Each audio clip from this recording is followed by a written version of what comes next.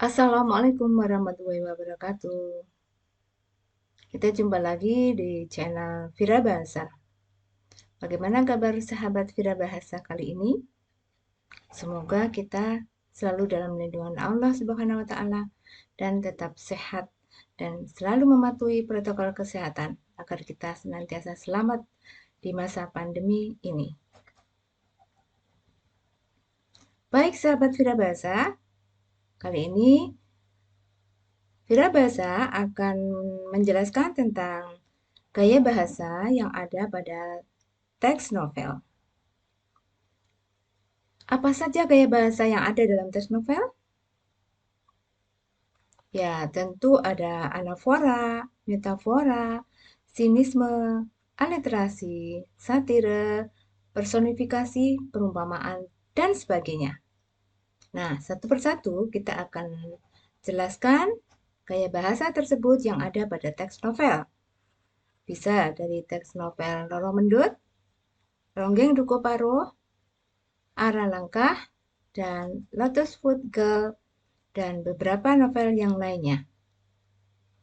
Simak terus penjelasan dari gaya bahasa sebuah novel pada channel Vira Bahasa.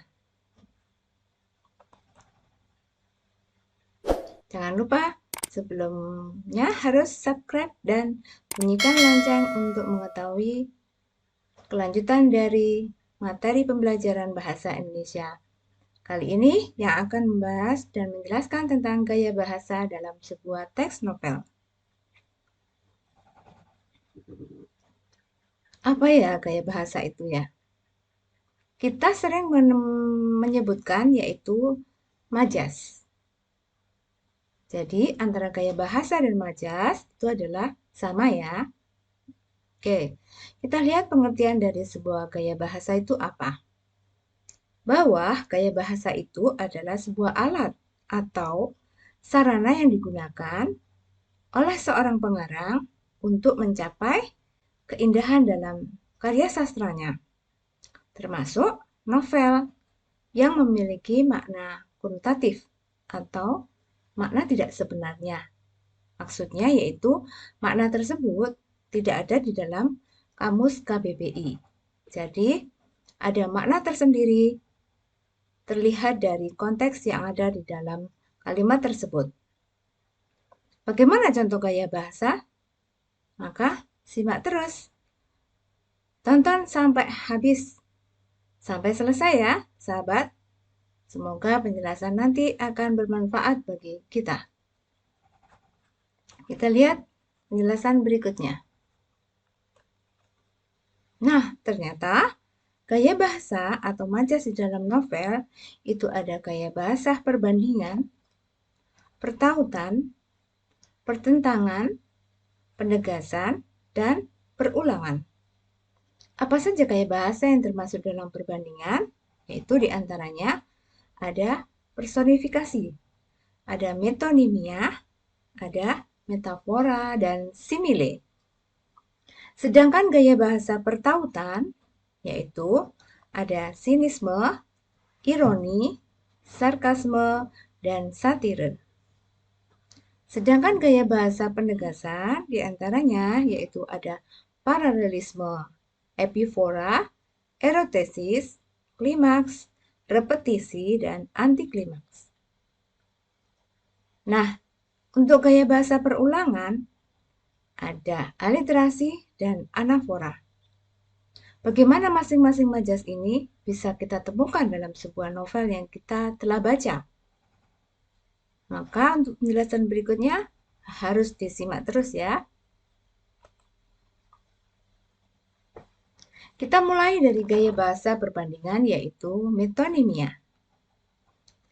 Gaya bahasa metonimia adalah sebuah penamaan terhadap suatu benda dengan menggunakan nama yang sudah terkenal atau melekat pada benda tersebut. Contoh nih, Karina segera berangkat dengan BMW kuning miliknya. Mana gaya bahasa yang ada dalam metonimia pada kalimat tersebut? Tentu nih, BMW. BMW adalah sebuah merek mobil yang terkenal dengan memiliki kekhasan sendiri. Oleh karena itu, dalam gaya bahasa ini, dalam kalimat ini tidak perlu dicantumkan adanya dengan mobil BMW. Cukup dengan menggunakan kata BMW, singkatan BMW ini, seseorang akan mengetahui bahwa BMW adalah sebuah mobil. Nah, sahabat Wirabahasa, coba buatlah kalimat yang sejenis dengan menggunakan gaya bahasa metonimia. Gaya bahasa perbandingan berikutnya yaitu berupa personifikasi. Tentu, kalau personifikasi, kalian pasti bisa. Karena personifikasi adalah sebuah gaya bahasa kiasan yang menggambarkan benda-benda mati atau barang-barang yang tidak bersenyawa seolah-olah memiliki sifat kemanusiaan. Jadi seolah-olah benda itu hidup. Contoh, angin malam selalu membelai helai rambutnya yang tergerai panjang. Mana di sini yang disebut dengan benda mati atau barang-barang yang tidak bernyawa? Yaitu angin malam seolah membelai, selalu membelai. Membelai biasanya dilakukan oleh sebuah tangan dari manusia itu. Sementara angin tidak punya tangan. Oleh karena itu, dipergunakanlah gaya bahasa personifikasi. Jadi seolah-olah angin tersebut memiliki tangan yang hendak membelai rambutnya yang tergerai panjang. Bagaimana, sahabat Wirabahasa? Bisa dipahami penjelasan ini? Oke, silakan membuat contoh lainnya. Sebuah kalimat yang menggunakan gaya bahasa personifikasi. Gaya bahasa perbandingan berikutnya yaitu metafora. Gaya bahasa metafora yaitu membandingkan secara implisit yang tersusun secara singkat, padat, dan rapi. Contoh ada kalimat, Wu Ying. Wu Ying itu seorang tokoh, yaitu seorang wanita yang menjadi tulang punggung keluarganya. Kata apa yang menyebutkan bahwa di sini ada muncul gaya bahasa metafora? Yaitu kata tulang punggung. Tulang punggung artinya sebagai yang bertanggung jawab terhadap perekonomian keluarganya. Sehingga Wu Ying, wanita yang menjadi tanggung jawab untuk mencari mata pencaharian pada sebuah keluarganya. Dimunculkanlah sebuah kata tulang punggung. Jadi, gaya bahasa yang membandingkan secara implisit. Implisit itu adalah bisa dicari di dalam kamus. Sebuah ungkapan, tulang punggung itu apa? Berikutnya yaitu gaya bahasa perbandingan berupa perumpamaan.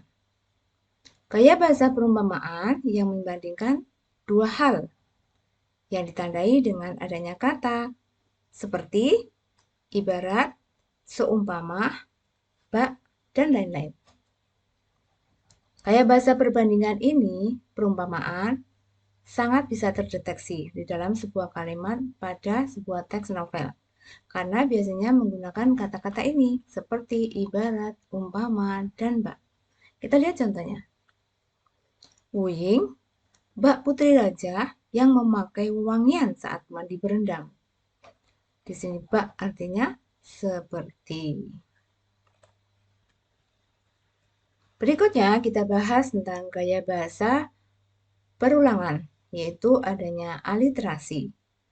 Apa sih gaya bahasa perulangan itu yang berupa aliterasi? Contohnya bagaimana? Oke, kita bahas pengertiannya dulu. Gaya bahasa aliterasi yaitu gaya bahasa yang mengulang kata pertama yang diulang. Diulang lagi pada kalimat atau kata berikutnya. Contoh, malam kelam, suram, membuat hatiku semakin suram, memikirkan dirimu. Yang diulang di sini yaitu kata surang. Pada satu kalimat ini, pengulangannya dilakukan secara 2 kali. Nah, coba sahabat wirabahasa bisa memakai atau mencoba untuk membuat gaya bahasa aliterasi pada sebuah kalimat. Berikutnya, gaya bahasa perulangan yang kedua yaitu anafora. Gaya bahasa anafora yaitu mengulang kata pertama pada tiap baris atau kalimat berikut-berikutnya. Contoh, kita tidak boleh lengah. Kita tidak boleh kalah. Kita harus tetap semangat. Ujar Guru Aini. Nah, siapa yang sudah membaca novel Guru Aini? Karya dari Andrea Hirata.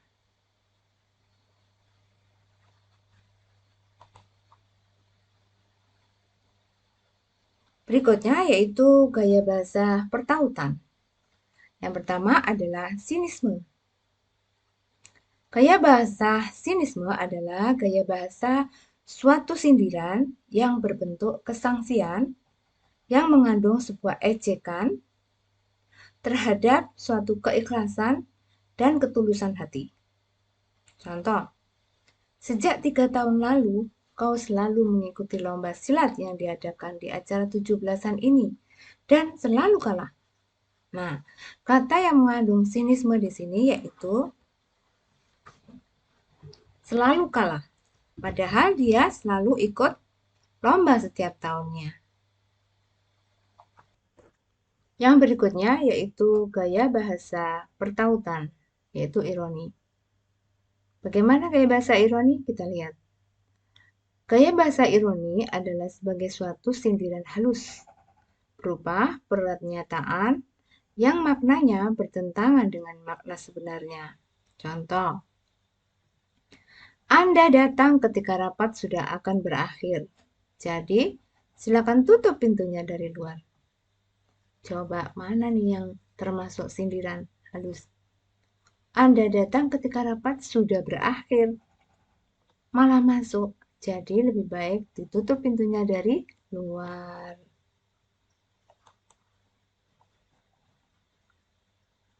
Berikutnya, gaya bahasa pertautan berupa sarkasme.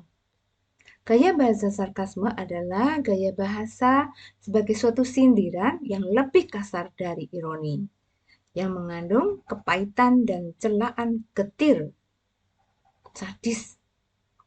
Contoh kalimatnya, hati-hati dalam menggunakan jari jemari, karena bisa memasukkan dirimu ke dalam jeruji. Tentu jeruji adalah sebuah sel tahanan yang dimaksud di sini. Jadi harus menggunakan jari-jari kita dengan sangat hati-hati.